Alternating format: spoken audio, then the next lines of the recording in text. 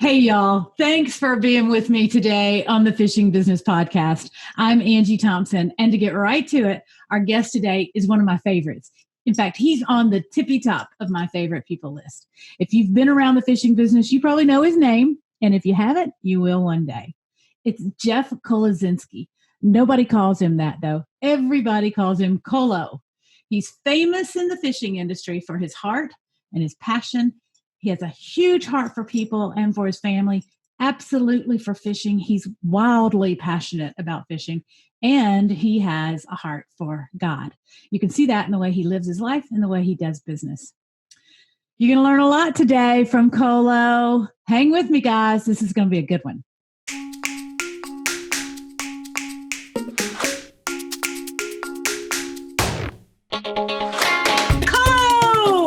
So excited to see you.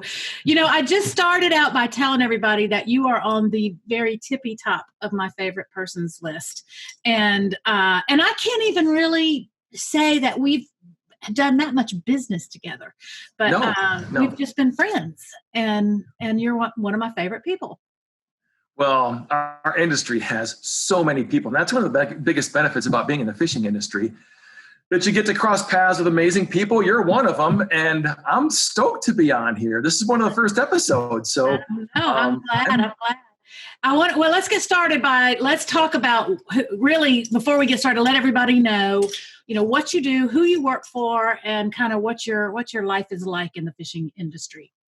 So I serve as a brand manager for Johnson Outdoors. So I do parts of the Humminbird, Minnkota, and Canon brands, all of our brands. And so typically, although I used to serve as a formal Humminbird brand manager, I now serve as a combined brand manager, and I take care of the content and the storytelling that really drives the brands. And so it's a role that, thank you, Lord, I'm blessed to do what I get to do. Yeah. I'm really grateful for it. And it's a bunch of fun. Like I said, you get to meet really cool people, some Angie Thompsons included. Well, so is a brand manager's job pretty much the same from company to company? Have you been a brand manager someplace else and it was kind of the same, or no? It's it's an a la carte, and talk about wearing everything today, especially when the economy shrinks, you wear more and more hats. But typically a brand manager will take care of everything that relates to the brand, from the product to the listings, even have some input and teamwork with the sales.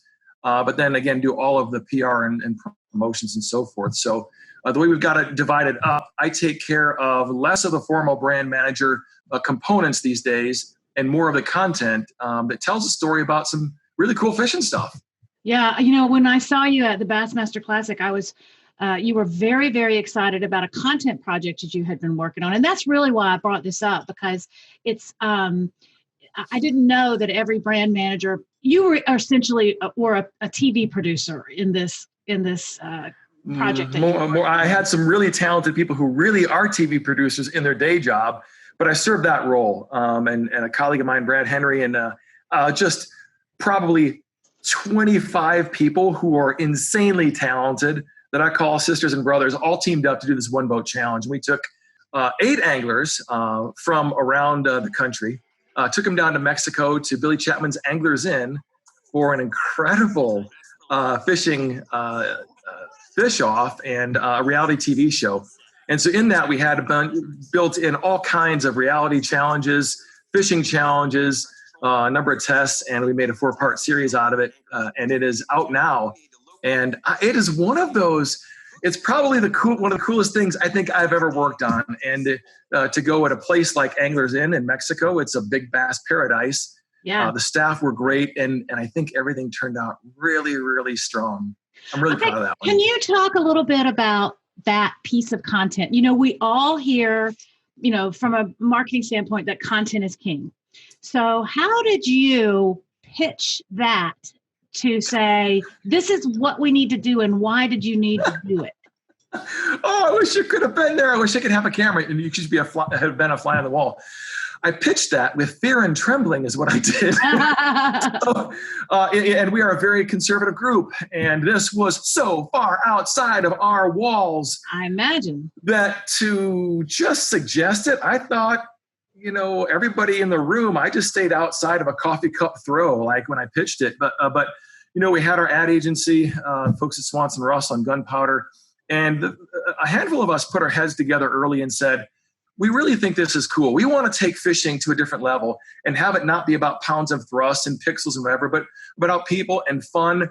And we want to talk to people that may not know Humminbird and Minnkota, and we want to do something that's real, something that people can relate to, and something they would just watch to have fun, and plus see the products and cool fishing action and gear. So we pitched it, and by grace of God, they said yes. And it was one of those moments like you get done with it, you're like, they said yes.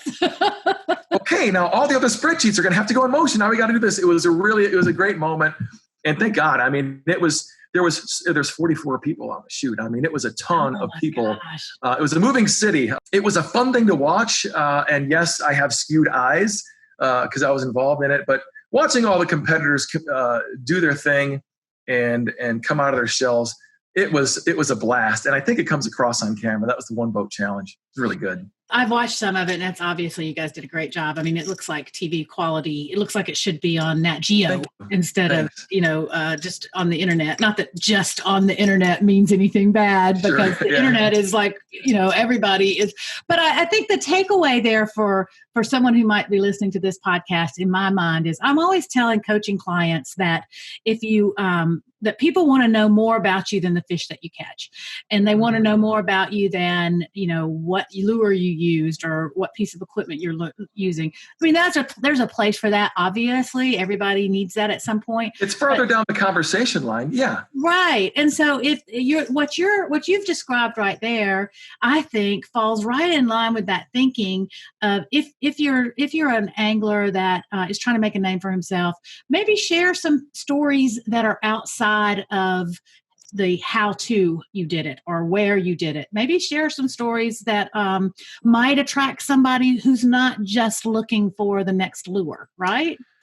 Yeah, and we were really careful. So all the people that we picked, they're really good anglers, but none of them were like elite touring pros from the BASS tour, right? So we picked some that were great saltwater experts. One of the big challenges is we wanted to kind of demystify the technology category, because frankly, in the marine electronics category, we make it be too technical. Agreed. And I'm tired of it. It's about people, and it's about sharing the fun of fishing. And so we wanted to take the technology and put it in a place where we knew where fish were at.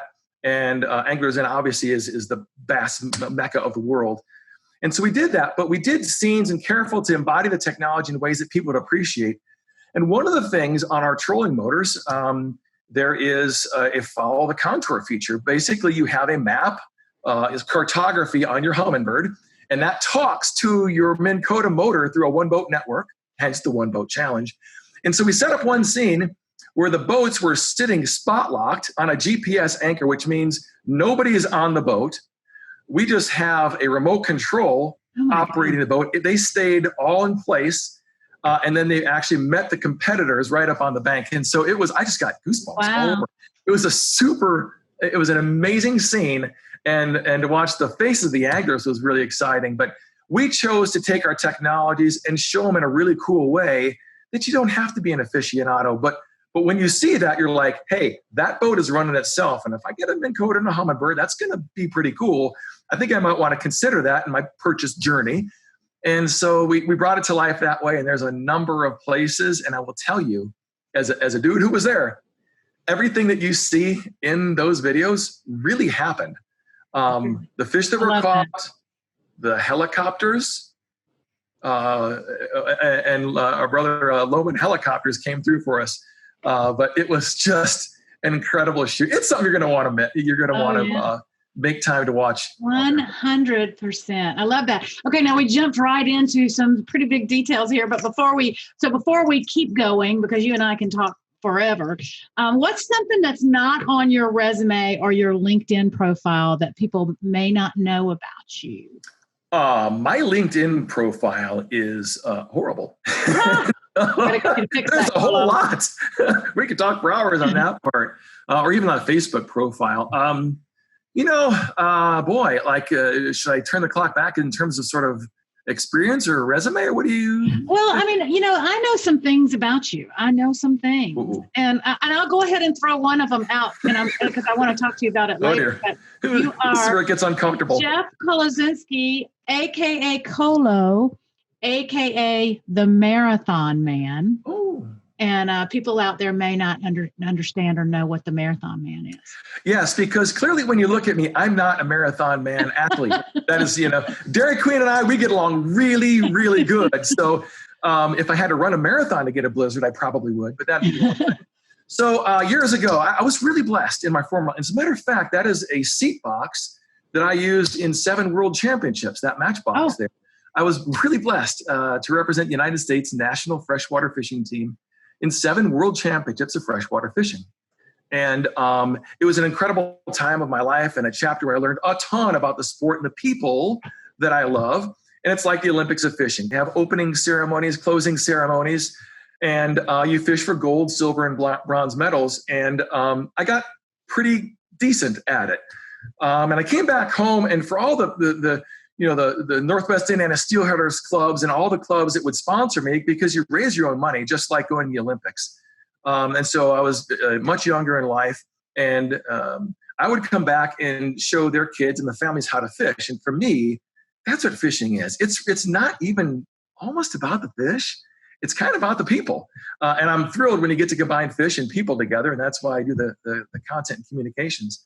But I took those skills of catching a bunch of fish, and by just an unbelievable marriage of events, I was able to meet a gentleman by the name of Tom Goodrich. I was doing a teach-in at a church in Lakeville, Minnesota, and he had these minnow races, and he had these minnows, and they were taking kids fishing, and they had thousands of families in the Minneapolis area at the time where they took fishing. I said, hey, man, I got this really cool idea. I want to fish for you, and I'll give you a day's fishing. And what if we went to the local banks of the world, the large businesses of the world, small businesses of the world, and what if we got them to donate $1 a fish? I sat on the bank for a day, and I caught a bunch of fish, and I raised some funds for you. And he looks at me and goes, man, that's a great idea. We should do that. And I looked over him and I said, let's do that. And he goes, yeah, you could fish for 24 hours, and we'll call you the Marathon Man. I went, back up. Hold on. I'm thinking like 8-hour shift, 1 hour lunch, a couple breaks, some cool refreshments in the middle, and then we're good, right? And I looked at that and I thought, that's just crazy enough. Let's do it. And so for the first several years, I caught, 600 or up to 1,000 fish. And we got to a point where we were raising really great funds for the organization. Fishingforlife.org is their name. And then we're sitting around a board meeting to see who would get the funds distributed for after-school programs, and especially military families is our big focus. And somebody asked the question, they said, man, it's got to be a record, 1,000 fish, 1,500 fish. It's got to be a world record. And we looked, and Guinness, the Guinness Book folks did not have a record at the time. So we're able to set a Guinness Book of World Records for most fish caught in 24 hours. And then over the years, break it and break it again. I'm a cool kid from Gary, Indiana. And I think, like, what am I doing here on the internet or representing America in the World Championships? But I'm so grateful and so blessed to do it. And it turned out really well. And so over the years, we've been able to help so many families that have served our country in really meaningful ways. That's fantastic. And of course you do that. Of course you're the guy who can break the world record or set the world record. And of course you're the guy that can fish for 24 hours. And I've watched it. And I've watched it at all hours. And I'm like, I'm so sorry. I can't believe they're still out there doing that. Yeah. This September 9th, I'll do it again. There's a next gen program that we fund, and for folks who go off to represent our country in dangerous places, some of them don't come home. And so I was sitting years ago, and it was cold, and a cold front went through, and the fishing was awful. It was 2 a.m., dark, 30. Mm-hmm. And I was like, man, I'm cold. I'm chilled to the bone. I had rainwear on. I was wet, and I was getting whiny. I was like a little sissy on the dock. And I was like, dude, you're sitting here fishing for people who are doing something real, and they're really in danger. Boy, it was a man up moment. And so then I thought, well, what if I were there? How would I feel? I'd want some guy to, help out or whatever. And I just said, why don't we do something for people that have families and kids? Who would teach my kids to fish if I didn't come home someday? Right. And that's an important part of our American heritage. we got together and put a pretty cool program together. We've got a director. We've got families who serve as mentors. It's like a big brothers, big sisters, only with the language of fishing. It's really cool. I'm really grateful to be part of that one. It's very cool. It's very cool. And I love that you do that. And I'll put a link to the organization in the show notes here. And then I'll remind everybody when you start in September, when you do it again. So I'll be training me and Derek in the meantime. Practice with your reeling in arm. I've seen the giant fish you catch there, Kolo. So I don't know if you're going to have to train. But okay, good. All right. Well, hey, we're going to take a really quick break and reset here, and then we'll be right back with Jeff Kolodzinski, Kolo from Johnson Outdoors.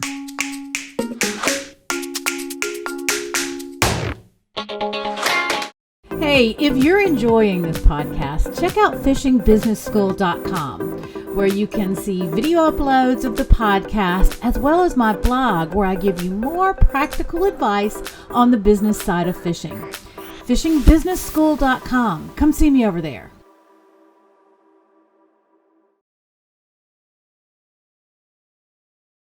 We're back on the Fishing Business Podcast. Our guest today is Jeff Kaczynski, also known as Kolo, known the whole fishing industry over as simply Kolo. Now, when you can just go by one word and it's not even your name, you're at superstar status. And that's Kolo. Also, when you have a name like Kolodzinski, it is a hooked on phonics last name. So Kolo has a really good use too. Kolo, you've worked at some pretty iconic brands during your career. And, obviously the brands that you work for now are, look, I grew up close to Eufaula, Alabama. So Humminbird is, it's just like a part of feels like it's just in my DNA. But before Johnson Outdoors, you've been there 10 years? Coming up, so I'm serving in my 9th year. Yeah. 9th year. And before that, tell us a little bit about how you got into the fishing industry. What was your door in and how did you move up? So I was fishing in the World Championships, as I mentioned earlier, on the U.S. team. And the team coach, Mick Phil, was working for the folks at Lindy Little Joe years ago, early 90s. That's going to be Lindy Little Joe. And and so I was Mick's stunt double. When he couldn't do a seminar at some, a local sports shop, I would serve and tell people how to fish and how to catch more fish using some particular methods and floats, the Phil Gold medal floats. And so a gentleman by the name of Ron Kiffmeyer and Nick Adams, the owner of the company, gave some snot-nosed little kid from Gary, Indiana, one of the biggest breaks of his life and said, hey, look, we'd like to have you do this. One year, I think in 93, they had me come out to the AFMA show in Las Vegas that is now the ICAST show, the industry trade show for fishing. And it just kind of went from there. I went through a degree training in geology. I thought I was going to be a geologist and mediate environmental catastrophes at home in Northwest Indiana. But God had a different plan. And it was a good one. I'm really glad. So I was able to complete college, signed on with Gander Mountain Retail Stores at store number 12. And then served them for about 14 years, something like that, 13, 14 years, and helped them do everything from store manager to store planning, clean toilets. There was nothing in that company I don't think I did, up to store manager. And then I served some store planning roles, did store layouts, did some buying, and I dipped fuzzy dead minnows and leeches out of a bait tank at some point in my career. And the funny thing, Ange, is all of those different chapters led up to what was the next one, and I was asked to serve as the vice president of marketing for Freybill Fishing Tackle. It was a privately owned company, small but with immense potential, and with a great group of people around me. We were able to take the company and grow it about almost probably 36% in just 3 to 4 years. And it was an amazing time fueling a brand and creating new categories, new product lines, and engaging consumers in a way that they hadn't been addressed before. Right. More than a voice. And that really led me now to Johnson Outdoors, where I sit as the brand manager for brands. What a path. I love that. And I love that it started at retail. I tell people a lot that if you don't know how to get started and you don't know how to build relationships because you're not connected yet, the best place to start is retail. Do you agree? I do. And it is a tough life. I would never yell at anybody at retail. You got to smile on your brother, even if you're having a bad day as a customer. But what you do is you understand what people want and what they won't tolerate and the things that they'll look for and where they need help. And so that deep dive and really just studying, maybe from a science background, studying the way consumers came into the store. What do they buy? What do they do? And you figure out how to serve them better. Like the stuff they don't want to buy, you don't stock that. The stuff they do want to buy, you figure out how to do that. And, you know, it is a very adaptive environment, and you've got to roll and be flexible with it.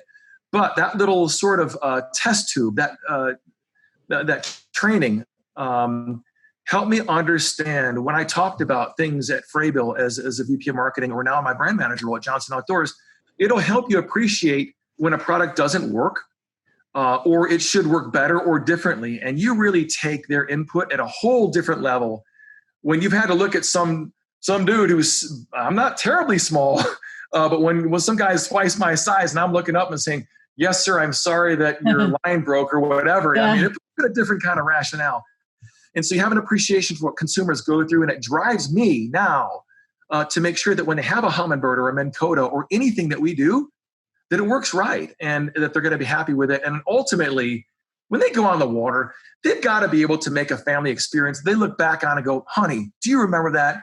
We were looking at, family photos last night with a puppy that we got 3 years ago, right? And we're going back and like, wow, how small were you when we caught that bass? Those are the moments that we do. And it's kind of part of our heritage at Johnson Outdoors. Sam Johnson, S.C. Johnson of Johnson Wax and so forth. Sam was a really bright guy, and he loved to be outdoors. And he saw the integration of the outdoors in his family, and he saw just how people came together and how stories were made and how relationships were built. And out of that love for the outdoors, he started to aggregate a number of brands: Humminbird, Minnkota, Canon, Jet Boil. We have Old Town Canoes and all kinds of divisions now.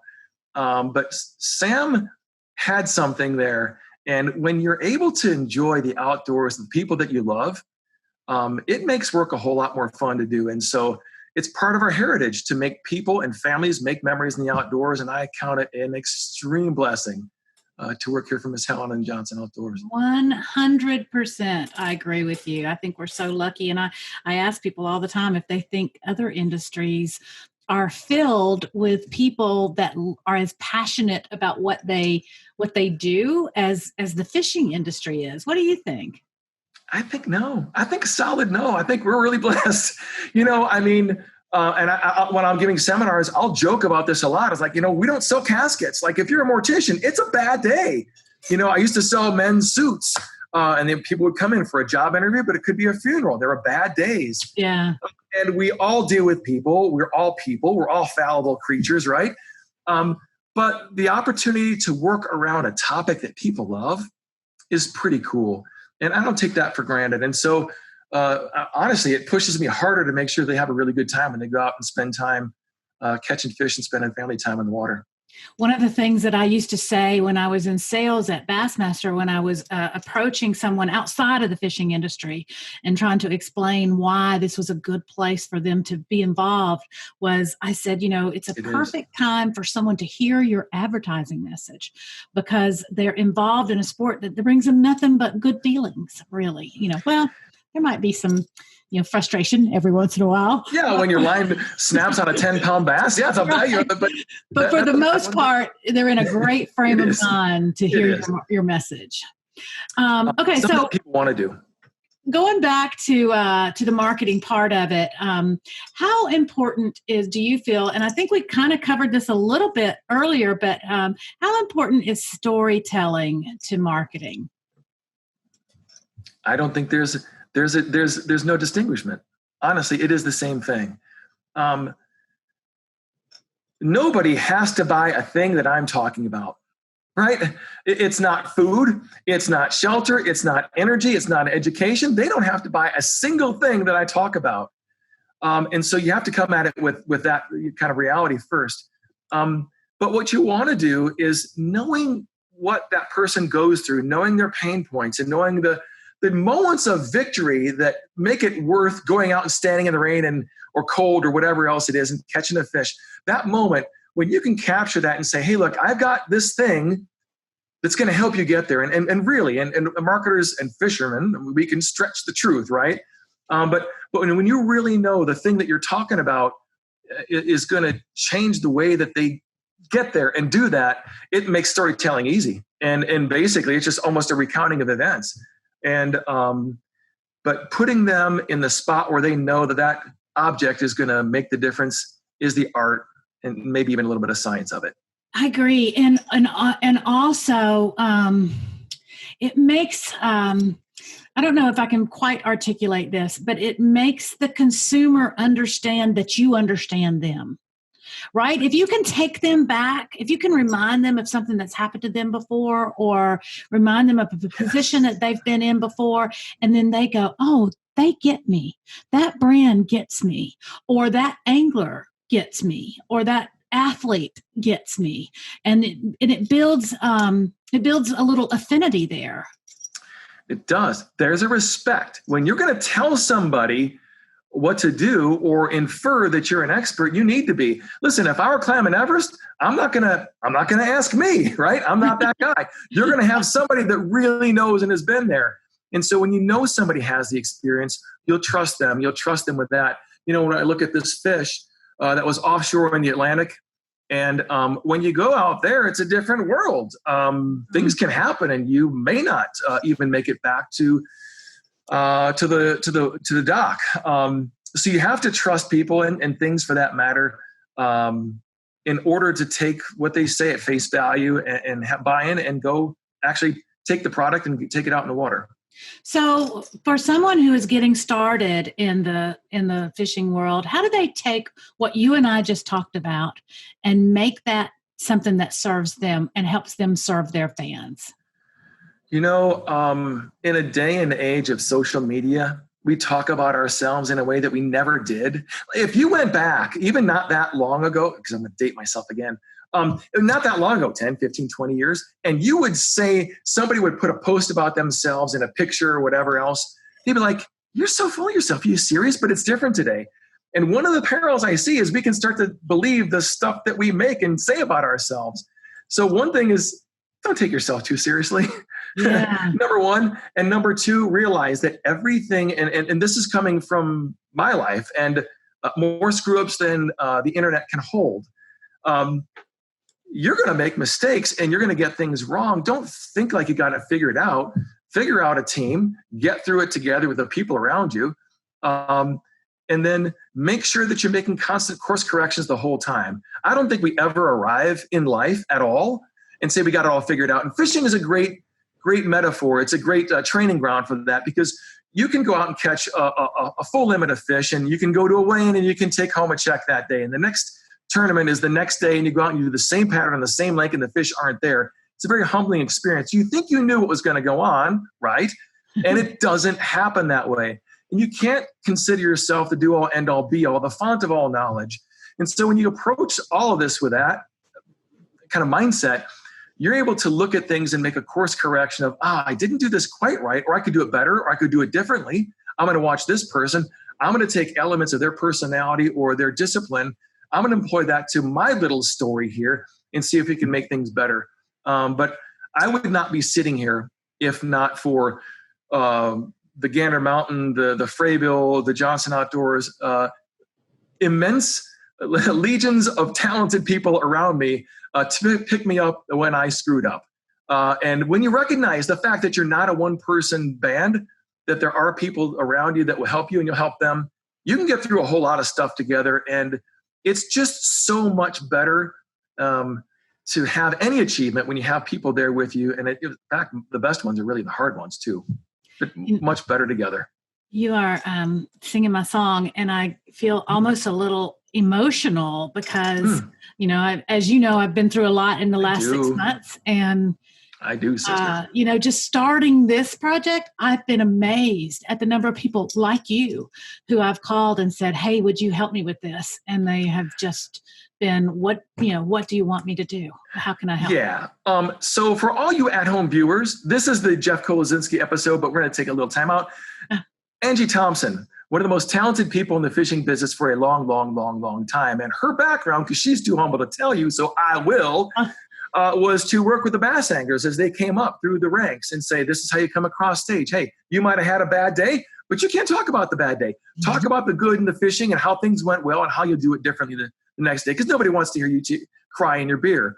And so there was somebody at all there, there was a point, this is out of context, but Kevin Van Dam had a first day. And many anglers know how to talk to a camera and know how to talk to people. And many are just good anglers and have to learn that skill set. So on this podcast, it's Angie's passion to take people who may love the fishing sport, but want to take it to another level. And so by watching these, and even a dork like me, you'll learn things, and you will be able to do better for your sponsors, do better for your personal brand, and do better for the industry and anglers as a whole. And there's so much to be learned. As I mentioned earlier, there's no point at which we've got it all figured out. But if you have some great people around you, you can do some amazing things. And by the grace of God, I got to do that. And I know you have too. That's what I have to say about that. Did not pay him to say any of that. Okay. Hey, I have many skills. Master of the obvious is my greatest skill. There you go. You're so great. You're so great. I love you. Okay. So who is somebody on your team who is killing it in social media on your pro team? Can I answer more than one? Yeah, of course. Good. I hit the beeper too, by the way. I would say Brandon Powell is one of them. I'm going to give you a couple. I'm going to give you a couple personality profiles. Brandon Powell is a super polished, very bright, very articulate, insanely good angler who just knows social media. So here's what makes Brandon special, or has made and continues to make him special. Obviously, he knows how to catch fish. He knows the product. He can talk about it. But years ago, he went above and beyond. He got a camera operator and he had a cameraman follow him around all the elite events. And so Brandon would make a movie, very well polished, produced pieces of his entire season on the elite tour. And so for the rest of us pencil pushing mopes that sit around a desk too much, you got to kind of get into the mind of an angler and see what fishing on the elite tour, which all of us would like to do, what that was like. And so Brandon, he does really well on all of the social media forums, but that was really one thing that he did. I would also share another one, a goat. The greatest of all times. He'd be Kevin Van Dam. And people look at Kevin and say, yeah, he's everywhere and so forth. And he's got this reach and he's built up a fan base. And yes, he's won amazing amounts of accolades in fishing. But this is the thing that people don't know about Kevin Van Dam. That dude is the hardest working man in show business. If I'm going to have a photo shoot and I want to book Kevin, I'm 6 or 7 months ahead to find a single day. That guy works so hard for his sponsors that people look at him and they say, yeah, man, he knows how to deep crank fish. He's an efficiency fisherman. He does all this stuff. He's got great gear that helps him do this. I get all that. But that man's work ethic, if y'all could just watch him for a week, it would spin your head around and you would say, okay, if that's the bar, I got to raise my game to be as good as he is. And there's no surprise as to why Kevin is the greatest of all times. And I'm gonna tell on one old dog. I have one guy killing it, a goat and a dog. So let's hear it. Old dog is Matt Herron. And Matt Herron is that guy, right? And you know Matt Herron from the Elite Series. Oh my God. And he's not always rainbows and puppies and sunshines, right? So and he's just a down-to-earth guy that fishes and grinds it out. And he's a great angler and a wonderful human being. But he's older. You were just talking about, hey, if you don't know Twitter in your 40s, you're going to get left behind. Matt Herron was that guy. And Matt didn't do social media and he didn't embrace it. We were like, hey, man, you got to look at this. And this is a really thing. To Matt's credit, he stopped, full engine stop. And Matt went and he figured out how to do it. He went how to do videos. He got people to help him out. And he got very active on social media years ago. And I look at that. And again, not feeling that you know everything. Here's a guy who said, okay, I got to get right moment. Let's go figure this out. And he did. And the guy is crushing it for an old dog. Yeah. And I just take 3 profiles that anybody can identify with and say, embrace it. There is normal people, Angela, not me. I'm not going to throw you in this. Normal people go to pieces when a camera goes in the room and turns on. Abnormal people are like, I don't really care. I'm just an idiot. And it's fine. I'll talk to the camera. Right. It's not a big deal. But learning how to do that is a big thing. And so if you want to talk to your sponsors and talk about the people that help you get there and talk the fun about fishing, you have to be able to talk to a camera. And even if it's a GoPro camera, if it's your iPhone, does not matter. But be able to share the storytelling and the fun and passion of fishing is what unites us all. In fishing, I've always said this. In 1991, I first fished my first world championships in Szeged, Hungary. Not long before that, it was a communist country. And so the wall, all of those things were in change. And I remember walking across the city center as they played our national anthem, and we carried the flag across the city center in the flag raising ceremonies.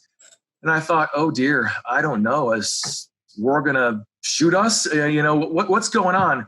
And what a warm and welcoming people. I mean, they welcomed me to their home. We were like superstars, and we weren't deserving of anything like that. But I just realized the world over how common we really are and how much the language of fishing really unites us. And I look at times of political nonsense and drab and outbreaks and economic times. And what do people do? They go fishing. Who do they go with? The people they love. That's what's so great about the sport of fishing. I count myself blessed every day I get to be part of this gig. And I don't take a single nanosecond for granted. And you can tell there's a little bit of energy getting the most out of this ride at every turn. And people and fishing are a perfect pair. And that's what I get to do. So here's the thing that I heard you say right then when you were talking about those three guys.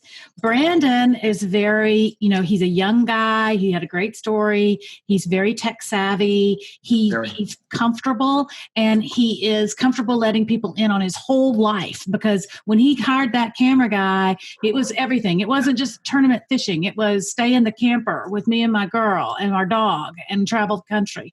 And then there's Kevin, Kevin is sort of, Kevin's the complete package. Has an incredible angler. He understands business. He understands marketing. He's so bright. He's very, very smart. And he has a work ethic. But he has there's a certain thing about Kevin that's different from Brandon. And and then there's Matt, who is, like you said, he's of a certain age. Not that he's old by any means, but not Brandon. And he's a country guy. And but what I hear you saying is the important thing about all three of them was that they exploited their own unique personalities to become who they are right now. And over life, that changes, it morphs. I'm going to supersize your question, add one more to that, because there is some guy who lights it up in a wholly different way, and that's Gerald Swindle. If you're having a bad day, tune into Gerald Swindle. The bad day goes away. That is one of the funniest guys ever. And he's a guy that is insanely bright, and he does not get enough credit for his intellect, right? He comes off as just a country average kind of guy, and he's got, the kind of redneck humor, but you don't keep humor like that if you're a dull mind. And he is a really bright guy. But he's brought a different component to fishing, one that you talk about the storytelling and the entertainment value that people really love and appreciate. And obviously with 2 Anglers of the Year championships, he's got all the pedigree that goes with that. But people love Gerald. And so there are 4 different types. And anybody out there now, you can identify with some, all, or parts of those people and kind of build your path to telling what's special about you. At the end of the day, people want to know what's special about you. And we do it through the language of fishing. So hopefully, by watching these podcasts, a number of other people that have made tons of mistakes, they can keep you on the right path, and you can make a fun, incredibly rich career out of fishing and the fishing industry. And you don't have to be anything other than yourself. And that's the piece of it that I think I would fail drastically. And if being me wasn't okay, I'd be a failure at that too. Being you is perfectly okay, Kolo. Being you is cool. Hey, I want to tell you one quick story about Brandon Palaniuk. Yes. When he came to the Classic, when he qualified for the Classic through the Bass Nation, he came from Idaho, as you know. He had the Brian Kirchhoff whistle, and I happened to meet his mother while we were there. And so all I could think about was, and I can't remember how old Brandon was. I think he was like maybe 23. He was fairly young, really young. And all I could think about was this poor lady. Her son is about to go to the other side of the country for a year and compete on this fishing tour. And all I could think Easy. about was, she's got to be so worried about him. So I told her, I was like, I'm going to look after him, because I went to all the tournaments. Nice. And I was like, I just want you to know we're all going to look after him, but I'll look after him in a mama kind of way. So on the very first elite event of that year, I think it was at Harris Chain, we had marshals, and on the very first day, there weren't enough marshals. It was real cold and some people had canceled, and Brandon didn't have a marshal. And so they were asking, I heard him saying in the meeting, in one of our production meetings, that Brandon didn't have a marshal. So I said, I'll go with him. And I was like, because I wanted to get to know him a little better. And also I wanted to be able to tell his mama that I was looking after him. And so I watched Brandon fish all day long. And I was like, this kid has got it. Whatever it is, this kid has got it. I was blown away by how relaxed and confident he was with me, and also with his fishing. And I knew immediately that he understood media by the way he treated me and what I saw him do with other people. And I was like, this is one for the ages. The real deal. Yes, absolutely. There's something to be like, that Western mindset comes with a clarity and a confidence. And maybe it's being on the open land and making it in harsh environments. I don't know what it is, but he's got it. He's got a little bit of that cowboy kind of clarity to his confidence. That's right. And, as I look around at all of the opportunities to come up in the industry of fishing now, so I had my particular path, as I mentioned earlier. But listen, if they had a high school fishing team, I'd have been an academic all-star. My parents have been like, hey, listen, you don't touch a fishing rod, boy, until you get on the honor roll. I'd have done it. I would have been an academic all-star. I didn't. I was academically apathy is what I don't believe that. But look at all of the high school sports, and bass has been instrumental in creating that. College fishing as a sport now, you can get a scholarship. There are so many young anglers now with that kind of Brandon Polinook opportunity. Greg DePalma, one of the new names, really talk about searingly clear, great communicator. He won through coming up through the ranks. But there is a road for all of us to follow that dream. But I would just stress this. It's not only about fishing. And frankly, it may be 40% fishing and 60% communications and storytelling and content creation. But there's an incredible road for more anglers now than ever before to follow that dream that Brandon did. And doing it the right way just might get you there. So, Kolo, it's clear that you love Johnson Outdoors, Humminbird, Minnkota, Canon. What is it about your company that sets it apart? I've been blessed to be on teams or lead teams from 1 to 240 people. And so I've seen a lot of different cultures and communities and companies and product lines. But it's the culture. It's the culture that you can sell stuff or be part of a job, and at the end of the day, it's just a job. But when you have something special, your colleagues, and you share a mutual respect, and you have falls and victories and things like that, being part of a great culture and a great team is one of the things I really appreciate. And that starts with, frankly, Miss Helen and all the way down, and the people that work in the factories and really make it all happen by making it. In fact, that's one of the things that I really appreciate about us. Maybe as much as the culture. We are the last electronics manufacturer to make our Humminbird units, our fishing electronics and trolling motors in the United States. And for us, I love people across the world, fishing the world championships. I love everybody from every nation. I wish they would work and have a great place to job and have a job and earn a living.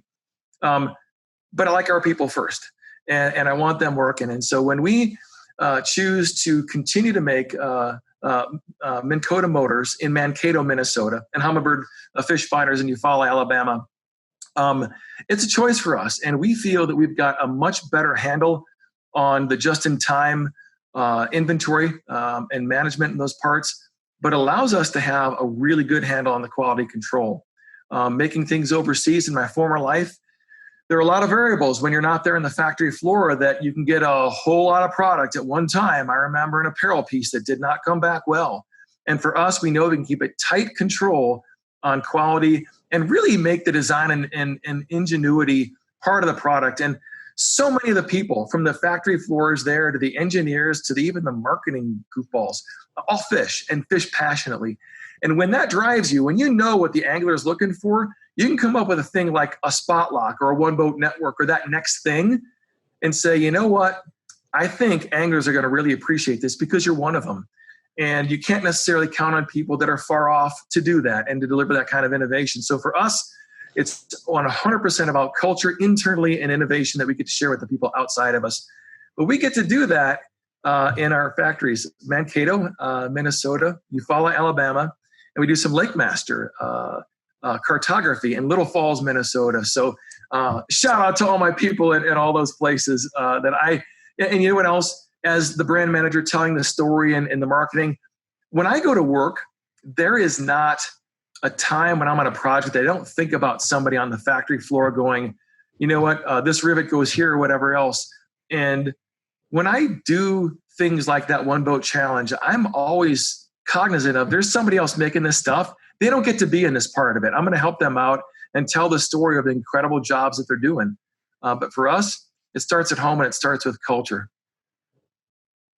Well, God bless you, because I believe things that are made in the United States are in the main better, and agreed. I appreciate it's. I know it's probably would be easier to ship it offshore, but at the end of the day, and by easier I just mean less expensive. Yeah. But at the end of the day, I do think I think they're better quality. I agree. And the fact is, you don't think of Eufaula, South Alabama as a manufacturing hub, but it is a state-of-the-art manufacturing facility. And they do things with printed circuit boards that aren't done anywhere else in America. And so there is a great amount of people and, there are families that are employed there, single moms, dads, young people that have been there for over 40 years. The average of our customer service is over 16 years in customer service, unheard of. And that's a thankless job, helping people say, the power should go here, whatever else Right. it is, how they help people out. But having people find a culture in which they want to contribute and last that long, that's special. And I'm blessed to be part of that special. Wow, that seems like a perfect place to take a break, Kolo. You're doing my job for me here, wrapping things up nicely. Teamwork. So, One team. We're going to take a quick break. We'll be right back with Jeff Kolodzinski from Johnson Outdoors.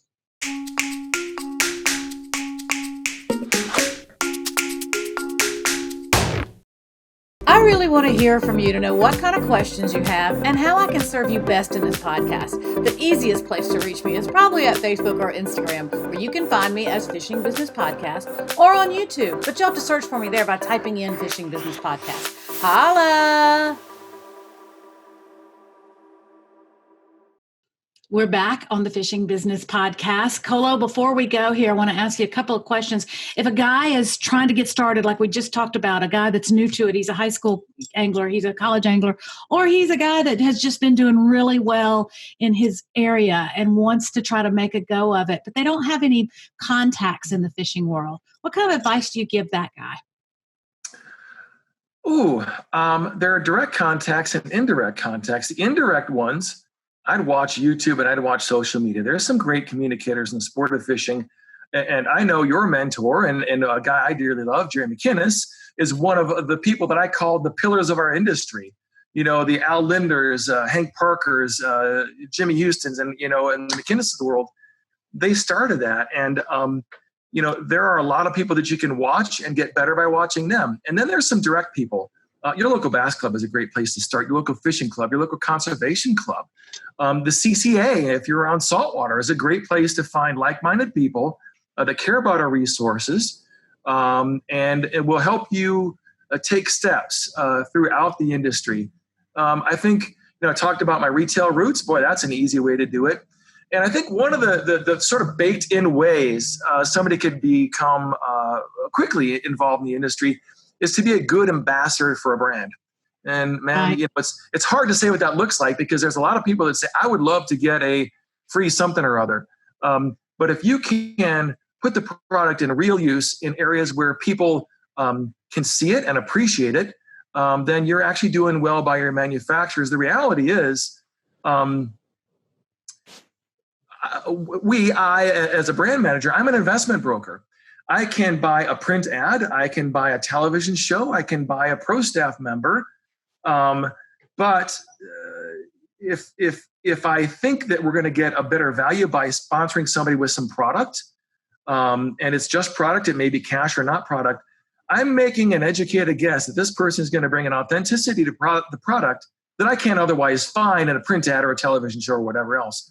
So one thing I would also say is, even if you just get product as your first start or your ultimate piece, be grateful for that and know that you've got to work that off for somebody who chose to invest in you, because they could easily have done that investment with someone else or in some other direction. So I always look at, if you can get a pack of hooks, help them out, tell the story, but do it in a way that's legitimate, it's authentic, and people that appreciate. It's not go buy this hook, because nobody cares about that. But if you can figure out, if you're smart enough to figure out where that package of hooks is really dialed in, and you articulate that, that's the way to do it. And as long as you help people, honestly, really catch more fish, and that's almost a cliche. If you help them figure it out and have better memories and catch a bunch of fish, you're on the right track. Okay, that leads me to another quick question. I had a listener write to me and ask, how do you know when to ask a partner who has been giving you product, how do you know when to ask them for cash? It's an interesting question, and what I wanted to say back, and I want to see what you think about this, but what I wanted to reply with was, what have you been doing for them? Right? That is it. And so does that play into it? It does. And you know what? I said investment broker. It's our job as a pro staffer, a field staffer, somebody who just got free product, to bring back increase. Like they sowed in fertile soil, us, they chose to invest in us. We have to bring back an increase and do more than they would have if they bought a print ad or whatever else it would be. And so one of the things I would do is, and I'm glad you asked that question, you cannot, so for the people that invest in you, you can't almost over communicate. And pick up the phone is impractical and whatever. But a note, I was at this in-store, we had 30 people, I had a seminar, it went really well, and I showed a couple of slides about this technology or AutoChart Live, I don't know what, Humminbird language, right? And then you send that on to the people that helped you out. They're going to have an appreciation for what you're doing for them, and that will give them a reason why they would want to continue their investment or add to that investment. So if you approach it with the mindset of, look, somebody's invested in me, it's a package of hooks, it's 29 cents or whatever else it costs, $1, whatever, it doesn't matter. I have to bring back $3 or $5 of value to them. And so by always keeping your manufacturers that help you out in the loop of what you're doing and how you're telling their story in a great, incredible way, both you and the people you represent will be on the same page of what your value is. And at some point you can say, and knowing that, right, and having done that, because if you don't do that, it's not appropriate to say, hey, can I have a check for whatever else? But if you're on the same page, you can say, hey, I've provided this value for you. Do you feel like you're getting a benefit out of this? That's a great, a transparent question, and be okay for them to say, no, we're not. Here's what you need to do. And getting that advice, that's what you need to do. You need to make that a checklist and go check it off the list. Right. But at that point, you can say, I've done all this stuff. Hey, I have an idea to go to another level. I think, based on the success that I've had here, I think we can do this. Would you be willing to invest in me this extra incremental bit so we can get to the next level? And at that point, it's in their court. They can choose to say yes or no. And whatever their decision is, it's final. You work at their pleasure. That's the end of the story. But saying, hey, look, I've got an idea. I see a vision. If this is in line with what you want and your strategies, I think I can get us there. Would you invest in this? And that's a great way to go about it. And those are always awkward times. Every other Friday, I am thrilled and grateful. Thank you, Lord. I get to have a paycheck. It's one of those parts where you look forward to, but you always want to bring back a value and make that be an increase for the people that invest in you. One of the things I heard you say there is to measure what you've done. So to say, here's what I did, here's how many people saw it, and we value what we measure. We measure what we value, and I think that is something that is not as pervasive as it should be in our industry with the anglers being able to provide that reporting back. and to a sponsor to say, this is what I did. But what I really love about what you just said was you wrapped up three of my three big things that I talk about all the time, which is relationships. Because if you've got the relationship with the guy at the brand to say, hey, I've got an idea to pitch to you, then that means you've been building it, which is so important. Yes. You've measured, which is what I preach all the time. And then I can't remember the third thing. You deliver a value, I would say. You've delivered the value. That's it. That's right. You're not expecting nothing. Right. And no matter how small an investment it is, they chose to invest in you. And at that point, it's on you to bring back a return on that investment. And let's be honest, we do work in the fishing industry. It is fun to bring a return on that investment. If this were stocks or bonds or whatever else, that's a different deal. That's a lot harder. But we work in fishing, and it's a bit more enjoyable. And we are blessed to work in fishing. And I am blessed. Coming in and going out, sister. I'm blessed to be your friend. I'm blessed to have had this time with you. I appreciate you sharing your knowledge so generously. And I'm sure all the listeners and viewers out there will appreciate it too. Is there anything I should have asked you that I didn't, or anything you want to leave us with here at the end? Ooh. Wow. I'm not ready. That was a question I don't even know. I just look at, I would just say thank you for thinking me worthy to have on. As a guy who has done so many different things, most of them wrong, a few things right, and had incredible people around me the whole way, I've been able to make a really blessed career. And when God says he's got a plan for your life, he ain't playing, I'm living it. And I've tried to screw that up about every way too, right. But it's really good. And I think if you just continue on and you make an effort to do it the right way, and learn from the people around you, you can make a pretty good go of this. I would just say, of all the things that I've done, I'm incredibly, incredibly grateful and really blessed to do what I get to do here at Johnson Outdoors. Agreed. They're lucky to have you. They're lucky to have you, Kolo. I hope. I'm just trying to bring back the value to my peeps. That's all. Absolutely. Absolutely. All right. Thanks, man. You're the best. God bless you. Stay well. I hope you enjoyed that conversation as much as I did. It seems like one that I'll come back to in the future, because you tend to want to come back to people with a lot of wisdom, and we're lucky Kolo shared his with us. Thanks so much for being here today and taking the ride along with us. Please rate this podcast and leave a positive review. That is so important for making this kind of content findable. If you appreciate what we're trying to do here, take a minute and tell others. That's true of any online content that you like. Your opinion is what's important to the content hosting platforms, and they use your opinion and your feedback to decide what they show other people. Also, if you have a minute, head on over to fishingbusinessschool.com and join our email list. We'll keep you up to date when new content comes out, and we'll also send you some free resources as well. I'm going to sign off now, just like Gary McInnes used to sign off on my favorite TV fishing show, The Fishing Hole, by saying thanks to my dad, because he always had time to take me fishing.